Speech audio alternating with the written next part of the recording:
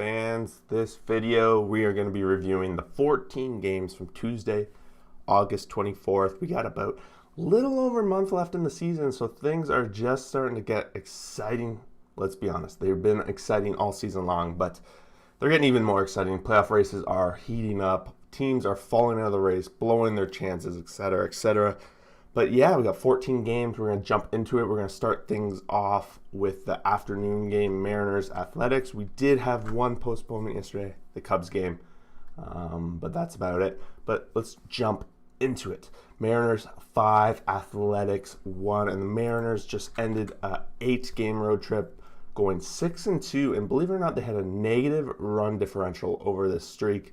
But that's pretty much how their season has been, and the A's, they've fallen apart. They've fallen out of the wild card race. They've now lost a couple games in a row now to the Mariners and this team that's chasing them, and this is a huge, huge win for the Mariners. The A's did get out to a quick lead in that first inning before the Mariners piled one on in the second, a couple more in the third, and got some insurance runs in the eighth. No home runs coming from either side, but we see Torrens playing the DH, 2-hit, 2 RBIs. Kelenic in the bottom of the order, still batting a rough 150. He had a 2-hit, 2 RBI night. But Chris Flexen continues. I've talked about him so many times on this channel. 6.2, 105 Ks. He's just been quietly a stud for the Mariners. And Irvin on the other side goes 3 earned runs. And it seems like the Oakland A's rotation is starting to kind of fall apart down the stretch. What can you do here? Angels 14, Orioles 8, and I believe this marks the 19th straight loss for the Orioles. It's just not looking pretty. And they did have a lead. First inning, they took a 1-0 lead before the Angels, top of the second, put on 5, 3 more in the third, and another 5 in the fourth to have 13 runs in the first 4 innings.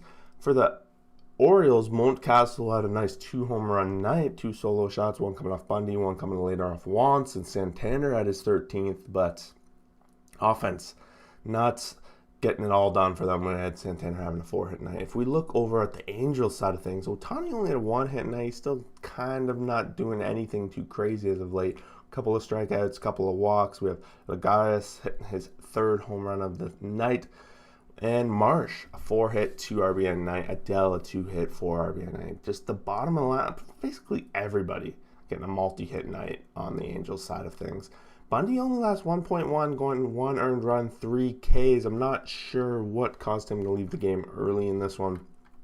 So if one of our O's fans get to this part of the video, let us know. Maybe they have an idea what happened there. Watkins goes 2, 8 earned runs, and 3 strikeouts in the loss. Another rough season, game, week, whatever for the Orioles. Pittsburgh 4, Diamondbacks 2.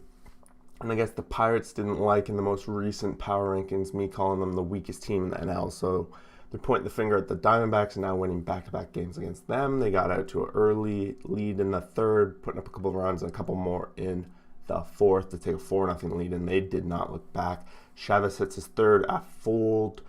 Alford hits his 1st home run of the season, and both of those coming off Bumgarner, and with Marte for the Diamondbacks hitting a 2-run shot, which is the only runs the Diamondbacks put up. Bumgarner goes 6, 4 and run 5 Ks. Brubaker, it's been a while since we've seen him have a pretty decent outing like this. 5 innings pitched, 0 earned runs, and 6 Ks. In the win for the Pirates, Rays 3, Phillies 1. So the Rays continuing to kind of be a dominant force in this American League, and we see the Phillies drop down to only 1 game above 500. So ever since they took the division lead, things have just fallen the wheels have fallen off the wagon for the Phillies, and it's unfortunate because they have the roster to do it. They just haven't been able to keep it on. They exchanged runs in the 4th inning before, again, Tampa Bay Rays, the late inning surges they always put on. In that 8th inning, they add a couple of runs, just generating it. Nelson Cruz has himself a night, 3 hits, 2 RBIs, and that's pretty much who carries the load for them. Rasmussen goes 5, 1 run, 1 K, while Suarez goes 6.2, 1 run, 7 Ks. So the Phillies get certain pitching that they've been looking for all season. They just can't get it done, and Kittredge comes in for his 3rd save of the season. Blue Jays lose this one 5-2 to the White Sox, and it all pretty much starting that first inning. Abreu had a monster night, 3 hit, 4 RBIs, hits his 26th home run of the season in that first inning, which was a 3-run bomb, and they pretty much didn't look back after that. 18 hits for the White Sox as they put the Blue Jays back in their place. And Blue Jays, they're in a tough series against the White Sox, but they need to find the wins because this playoff race is starting to look worse and worse for them if they don't pick up some steam. Dickerson goes and hits his 5th home run of the season in that 7th inning to get Toronto on the board, but it's far too late, and they add one more in the 9th. Doesn't matter. Dylan Cease looks good. He goes 7 1-run, 7 Ks, and Berrios, I think this is 3 starts in a row now where he's been a little shaky for the Blue Jays, which is not good timing. He goes 3 4-runs, 6 Ks in the loss, and moving on. Giants pick up a big win against the Mets, 8-0, and the offense just poured it on. Brandon Belt leading the way with 4 hits, 3 RBIs, multiple home run nights, 19 on the season now. Yastrzemski hits his 20th, and Wade Jr. hits his 17th. So the Giants continue to hit the long ball, and that's the reason for their offense in this game. And their pitching was monster. Long goes 5.10 earned runs and 4 Ks, whereas McGill for the Mets goes 3.27 earned runs and 5 Ks. This is a tale of 2 stories, with the Mets being the team that at one point was leading the division. Everyone kind of expected them to walk their way to it. And on the other side, we have the Giants. No one really expected them to be where they are. So both teams are pretty much where no one expected them to be. But not good for one, good for the other. Rangers 7, Indians 3, and the Rangers, they had it close. There was 4-3 going into the 9th, and they piled on a couple more runs. Nate Lowe hitting his 13th, Peters his 5th for them. Peters a nice 3-run bomb in that 9th to give them a bunch of insurance runs. The Indians, Johnson his 4th, and Chang his 4th. I'm starting to see a lot of new names in this Indians lineup. Of course, they're now still around 500. Nothing too crazy going on there. Hearn goes 5, 3 earned runs, 6 Ks for the Rangers. Morgan 4.1, 4 earned run, 4 Ks. For the Indians, not a whole lot of excitement in that series this week.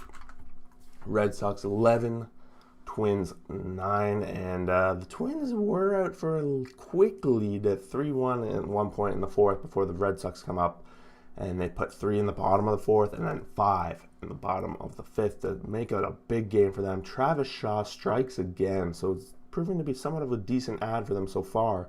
His 8th of the season. Hunter Renfroe again going deep back-to-back nights. He had 2 on this night, 25 on the season.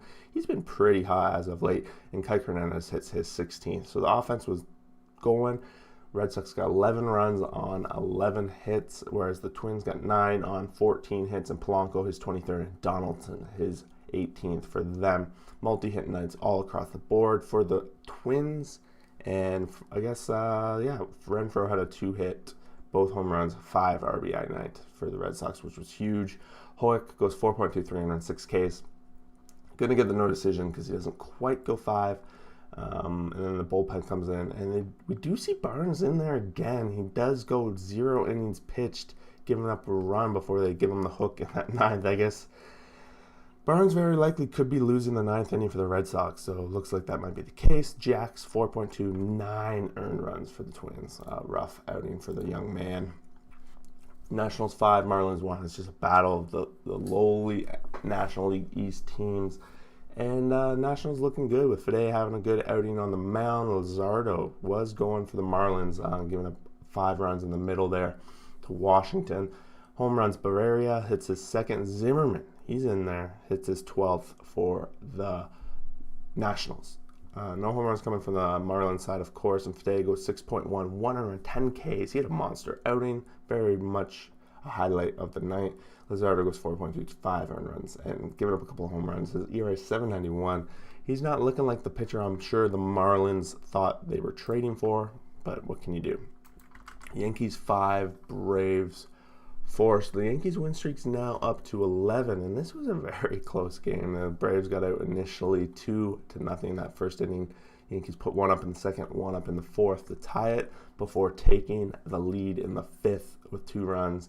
And Atlanta did answer back, but didn't quite go there. Stanton continues to be one hot man. 22nd home run of the season. LeMahieu hits a 2-run bomb, his 9th and Odor his 15th. So the Yankees are starting to Yankee with the long ball. And in this 9th inning, the Braves did get the bases loaded with Chapman struggling on the mound.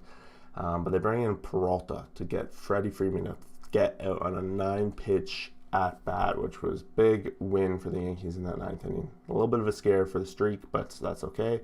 Morton goes 5, 4 runs, 9 Ks himself in the loss. Tigers 4, Cardinals 3. Tigers were up 4-0 early.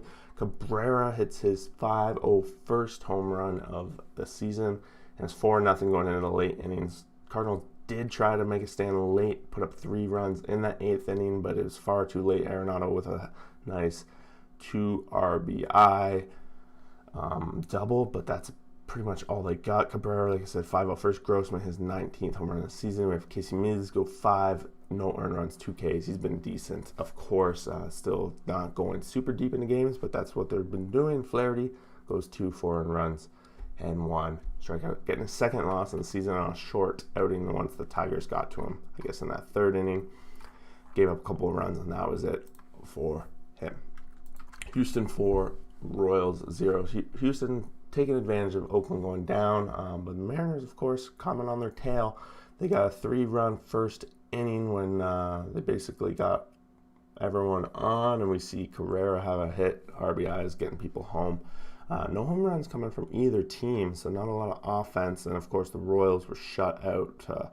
4 hits, no runs. Brady Singer, 5, 1 earned run, 6 Ks. And Garcia goes 6.20 earned run, 7 Ks. So good outing for him. 3.21 ERA. He's been one of Houston's best pitchers all season. We see Graveman come in for the late inning close, but no saves.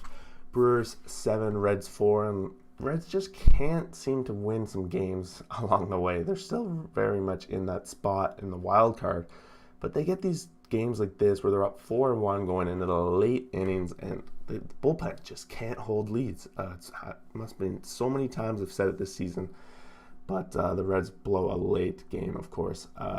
Again, we see no home runs coming from the Red side. It's just the middle of the lineup getting some key timely hits.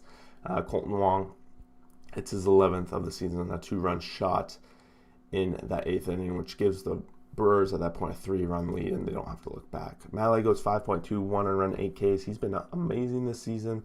He gave his team a chance to win again. Then we see Lorenzen come in, 4 earned runs, and the rest is Sessa blowing it down the stretch. Burns goes 6, 4 earned runs, 5 Ks. Not a good outing for Burns. Definitely after I made that video of Cy Young, it's not great, but of course puts his team in a position to win. His team bails him out from a loss, and Hader comes in for his 27th save of the season, giving up basically a perfect inning with a strikeout along the way. And the last game of the night, Dodgers 5, Padres 2. So with the Giants winning, Dodgers got to win too to maintain some pace, and I think the Dodgers are probably a little happy that they're not going to have to play the Padres if they can help it in the wild card game. So they're going to do all they can in this series to beat them while they're down, and they did that. They got a 5-0 lead by the 8th inning. Bottom of the 8th, the Padres did score a couple runs. Profar hits a 2-run bomb, but that's basically all they got going. A 3-hit night for the Padres, not going to get a lot going. Will Smith hits his 19th for the Dodgers. Urias goes 5, 0 earned runs, 4 Ks, and he's been great. 14-3 on the season now, 3.17 ERA. And Dodgers bringing their solid bullpen, new bullpen, and Kenley Jensen comes in for his 28th save of the season, striking out 2. And a bullpen game for the Padres. Can't get it done. They just don't have the rotation going for them, and it's been a rough season, and the Padres got to be upset with how things are going. But that's it, boys and girls, if one shows up. The August 24th, 24 MLB games. 24th, 14 MLB games. Let me know what you guys think. Let me know what you guys saw last night and what you think of some of these races. And we'll see you guys for that next video. Thanks for watching. Peace out.